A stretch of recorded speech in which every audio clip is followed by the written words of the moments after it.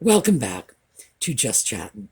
And this is the series of videos we do on Thursday and Sunday evenings for our own entertainment.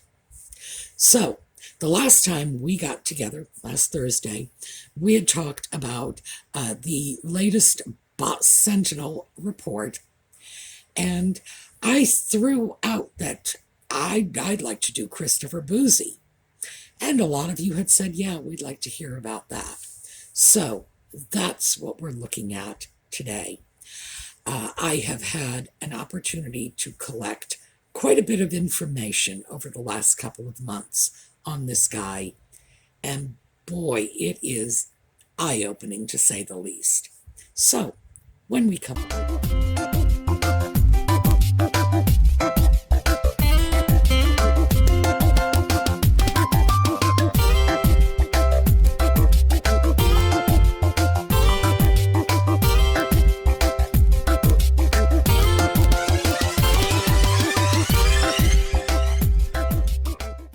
Now, I've found out a lot of information, but there's also plenty of information I have not been able to uncover.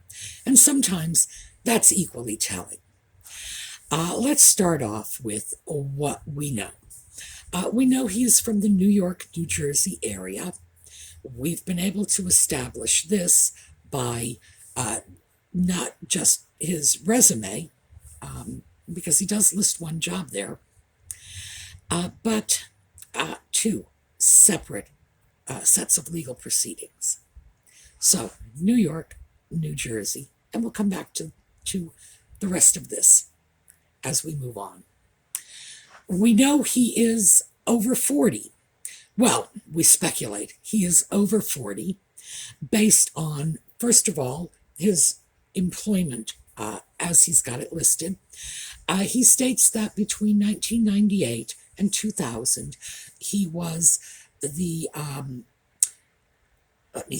the computer service tech for the New York City Department of Education. Well, I shouldn't say a computer service tech for the New York City Department of Education. So, we know that he has some IT qualifications. You probably couldn't get a job like that without it. But after that, he moves into his own entrepreneurial work. So it looks like that's probably the last time he drew a paycheck, per se. But again, it establishes that he's probably over 40 because this job was 24 years ago.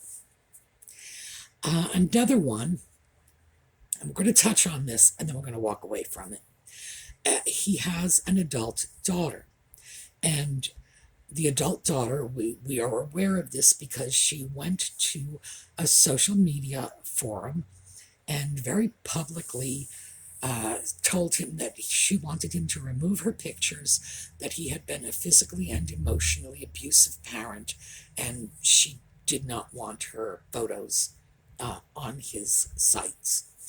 So, the reason we're going to walk away from this immediately is if what she's saying is true and she was a victim of child abuse, then we need to respect her privacy.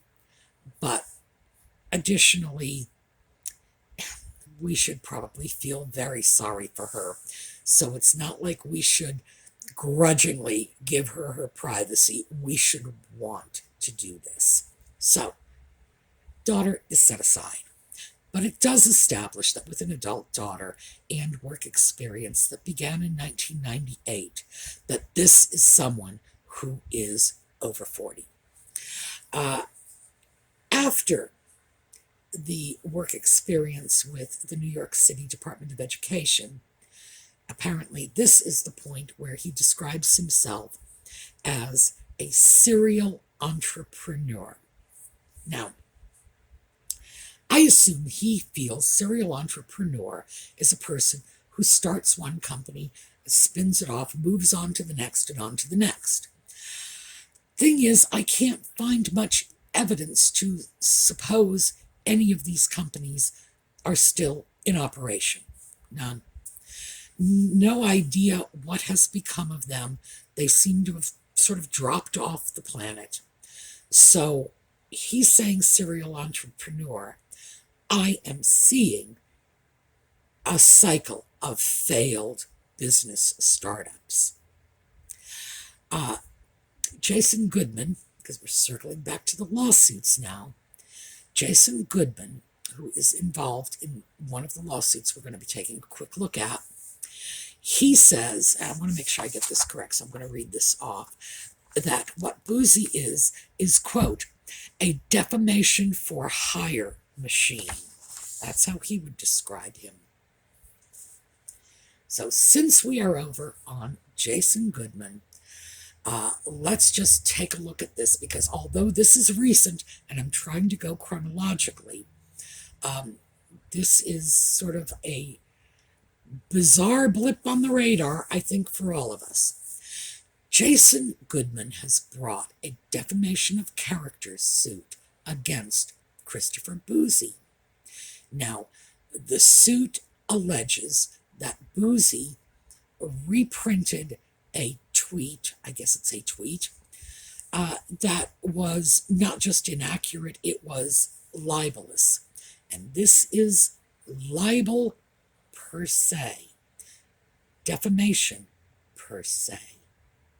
Let me explain what that is. You can say all kinds of things about people that may not be true and may constitute libel, which is a form of defamation of character. Remember, the whole thing is defamation. Slander and libel are two different types. When it is defamation per se, it means the allegation is so obviously destructive to a person's reputation as to be unnecessary to prove damages. In other words, if my next door neighbor went online and said that I was a prostitute, defamation per se, it's such a damning allegation that it couldn't help but damage my reputation. It couldn't help but defame my character. In Jason Goodman's case, they accused him of raping supermodel and devout Muslim Alima Aden. Yeah, I know. Can't make this stuff up. Well, Ms. Aden has not weighed in on this, and one has to assume if she had been raped, she would say something. Yes, granted, some women will just say, oh, well, I guess that's life in the big city. You know, you walk out your door and sometimes you're going to get raped and you just, just chin up and soldier on. No, the church girls don't respond like that. They don't. I don't care if you are a Christian church girl, a Jewish church girl, a Hindu church girl, or a Muslim church girl. If somebody defiles you, you're going to make sure they go to the police. That's all there is to it. So do I believe there's any credibility? No, I think it's one of the most outrageous accusations and the least likely victim as well. This is an internationally famous supermodel, and I'm not sure who Jason Goodman is, but I don't get the impression that he is schmoozing with internationally famous supermodels. Let me just put it that way. I did watch one of his videos. It was 40 minutes long. It was rambling and disjointed and really hard to follow because rambling and disjointed, and he makes the assumption that everybody knows the backstory when in fact nobody does. The high point of the video was 30 minutes into it when he began screaming abuse at little children who were skateboarding. Apparently, I don't know, I guess they got too close to him. I don't know. And this is on a public street, and he's screaming this abuse, and he managed to insult a bunch of little children and little people all at the same time. So it doesn't mean he wasn't defamed by an allegation. It just means that Boozy has a tendency to pick on people who don't have a lot of credibility going into the game. That seems to be his favorite victim. So, Goodman is fighting back. He is suing for defamation of character, which of course he should, because an accusation, especially a bizarre and unfounded accusation of rape, is just, yes, naturally he should do that. He's also claiming that there is no bot sentinel algorithm, that this is nothing but Boozy at his kitchen table, no staff, no algorithms, no research. Boozy at his kitchen table, just ticking off, I don't like this account, I don't like that account, and then saying, this is what my research showed. Very interesting, and I would be really interested in finding out if, in fact, that is going to come out in his lawsuit. If he asks for that information, perhaps he can get it. So that would be interesting to see if there really is this bot sentinel algorithm that is able to determine hate content on tweets. However, moving away from that, because of course that's recent, that was just a couple of months ago. I want to get back now to our timeline where, we've started these little companies. The companies are not going anywhere. Let's talk about the companies he is alleged to have started. One of them, in fact, is alleged to have been a hookup app for prostitution. I have not been able to find anything except the allegations. On the other hand, I don't expect I would have found. See, sometimes when you don't find something, it's not that unusual. An app that hooks you up with prostitutes is not going to advertise itself accordingly. So, is it unusual that I have not found that? No, of course not.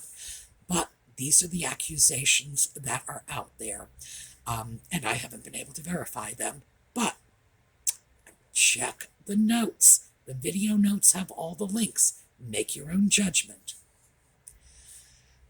So we have that, and then next we have, and this was pre-2013. I believe that the hooker app is around 2008, but I'm not sure of that. I'm remembering that. I don't have it in my notes. By 2013, he was involved in cryptocurrency scams. Now, these are some pretty well-supported allegations, and they're from a number of sources, not just one. I came across this from at least 4 very credible sources, and I have most of them in the notes, if not all of them. Here's what was going on 2013. There was a coin. This is cryptocurrency. It's like Bitcoin, but it's not Bitcoin. So, cryptocurrency. And this one was Blackcoin, a Bitcoin competitor, if you will. And it is alleged that Christopher Boozy, using the ID icon expert, set himself up on these chat boards where people discuss cryptocurrency as an expert, claimed he was a cryptocurrency expert, and was talking up Blackcoin. And eventually, of course, with enough hype and enough encouragement for the buyers, the price goes up, and then Boozy apparently waited until the price got high enough, pulled out his money, and walked away. Everybody else took a loss. He made a profit. How does that work? Well, have you seen Trading Places?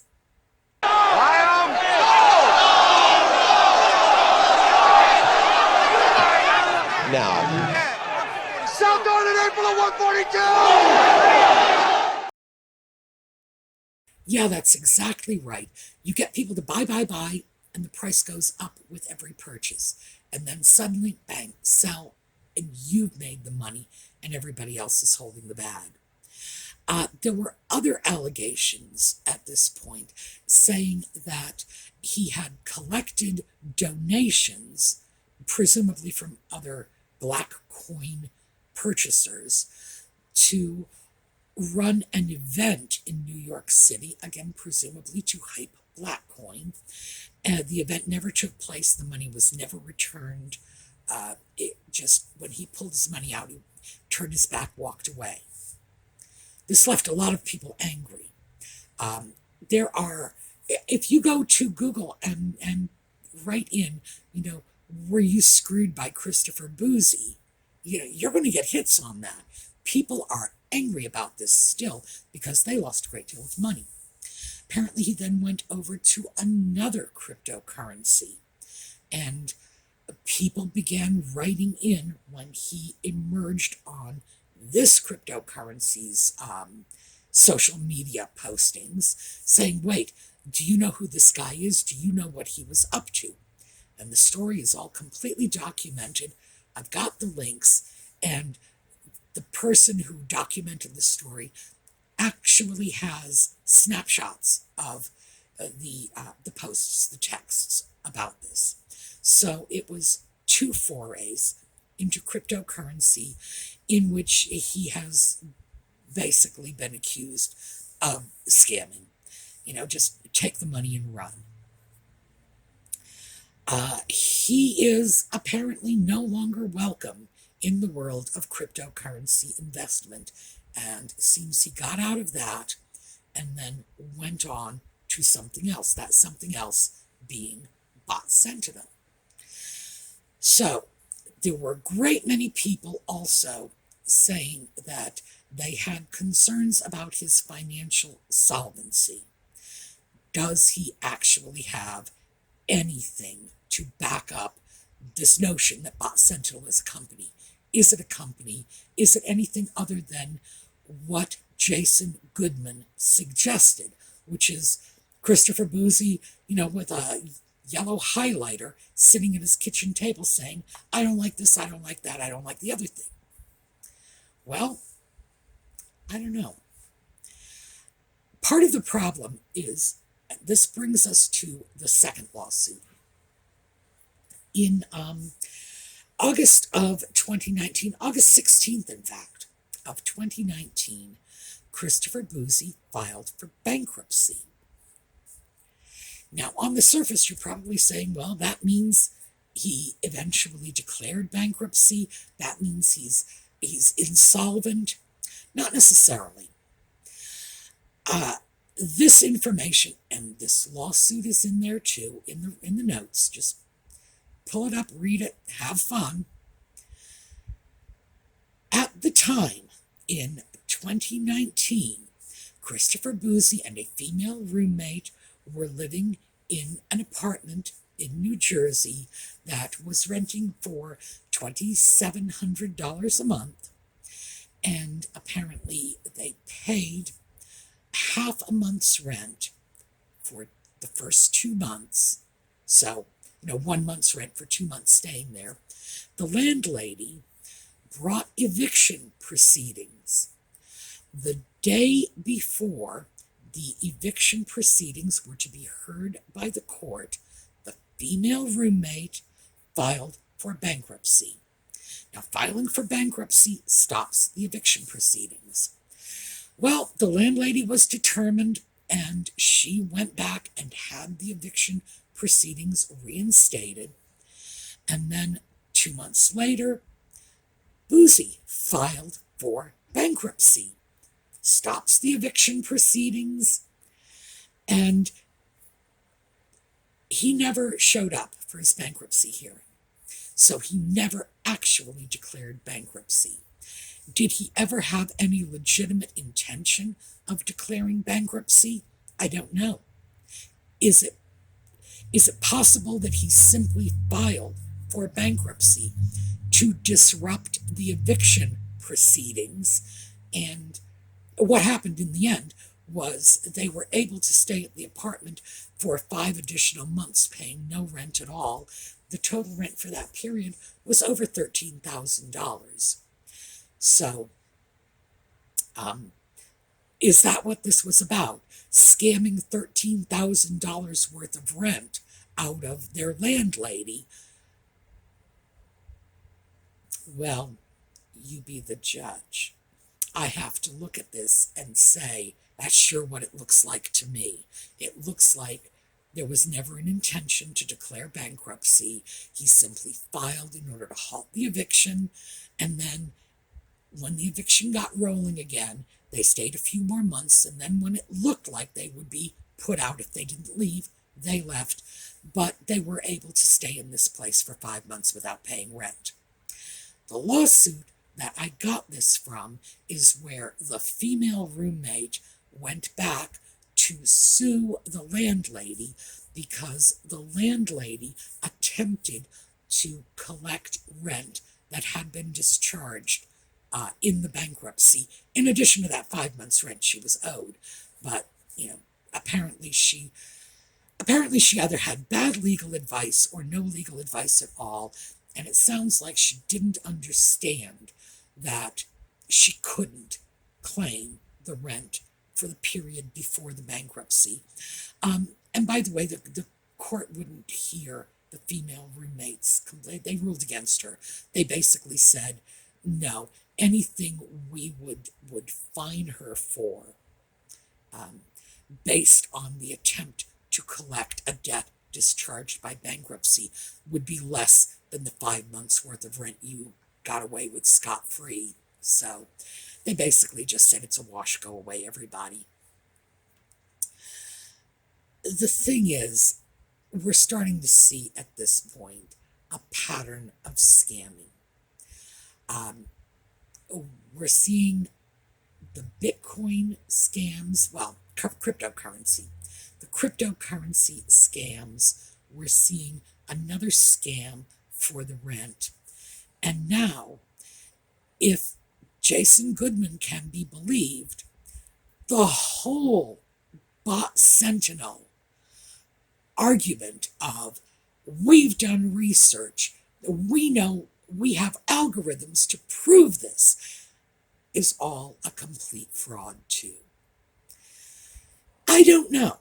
I really don't know. What I can speak to is the research. And of course, even the last adventure in research was nothing that anyone would take seriously.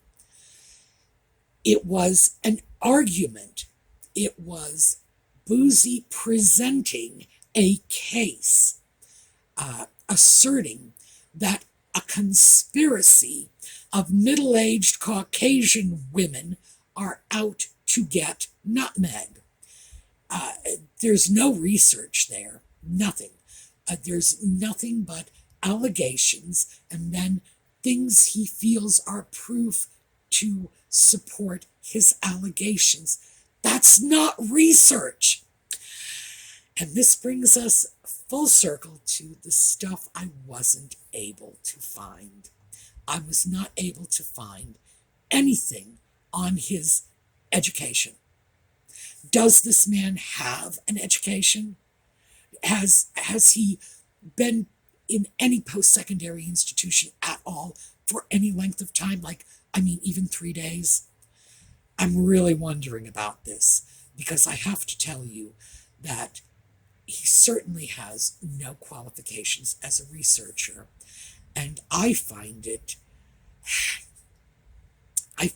hard to believe he has any academic qualifications at all, because anyone getting through the 4-year process of getting an undergraduate degree has seen enough research papers to at least know what one looks like.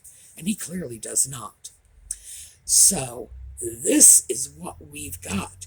We have someone who has a history of scams, throwing out what at least one person, and Lord knows, I wish Jason Goodman were more inherently credible, but he's not. We're having what at least one person has thrown out as nothing but boozy, deciding on his own what is and is not hate speech. It actually seems very likely to me, to be perfectly honest with you. The more I have read of his alleged research, the less research I am seeing, the less credibility he has as a researcher. Do I think that there's anybody there at all in this company who knows what research is? No, I do not. I just find it just hard to accept, to be honest with you. So what are we left with when the smoke clears? Well, we're left with a boatload of allegations of manipulation, of swindling, of scamming from cryptocurrency deals. We are left with allegations of involvement in some sort of prostitution venture. We are left with a highly suspicious rental, I don't know what I would call it, scheme, let's call it that, in which it really appears that he had filed for a bankruptcy he never intended to go through with as a strategy to forestall an eviction to allow him to stay in his apartment rent-free for a total of 5 months, which resulted in considerable financial losses to the landlady. And these would be losses probably in the range of $15,000 or so. We're seeing a pretty grim picture. Also, we're looking at someone who has asserted himself as a researcher. Now, research is one of those areas in which you need academic qualifications.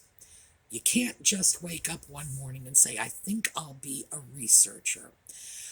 You don't necessarily need academic qualifications for a lot of stuff in life, but research you do. And that's why Bot Sentinel's research reports are anything but.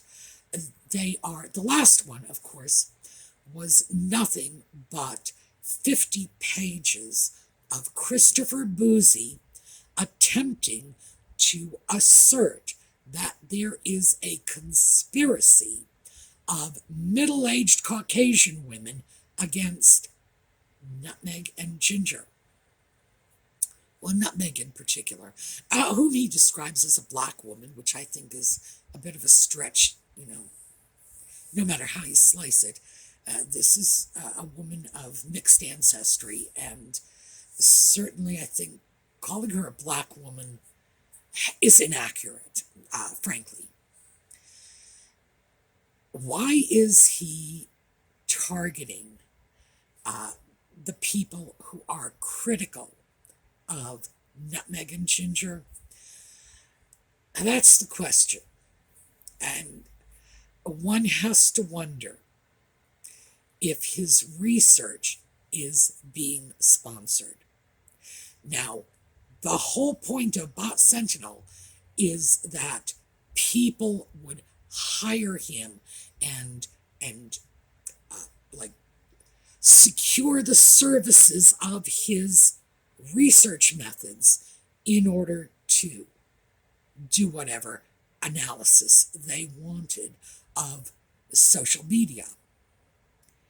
Was he hired to do this? He has said he was not. But I also have to say that looking at his past actions, I'm not sure his word is good. How did he end up in this? Well, he claims it was just on his own, and I find that claim highly suspect. One does have to wonder if he hasn't been sponsored in some way. Has Nutmeg or one of her fiscal partners supported this? I don't know. Is this just grassroots support from the Sussex squad? I don't know. What I do know, and I can say this absolutely, is this ain't research. This is a joke. All right, that's what I have about Christopher Boozy. As always, I want to hear your comments. You let me know what your thoughts are. And, if there are other directions you want the Just Chattin' series to take, you let me know. Because I'm always happy to respond to requests from our viewers. If there's stuff you want to look at, we'll look at it. But do keep in mind, I definitely have a few backlogged video topics I want to get to on our favorite Duchess. So, I will see you all Thursday for another episode of Just Chattin'. We are going to take a look at a happy little slideshow on the way out. Have a terrific day, and I will see you all next time.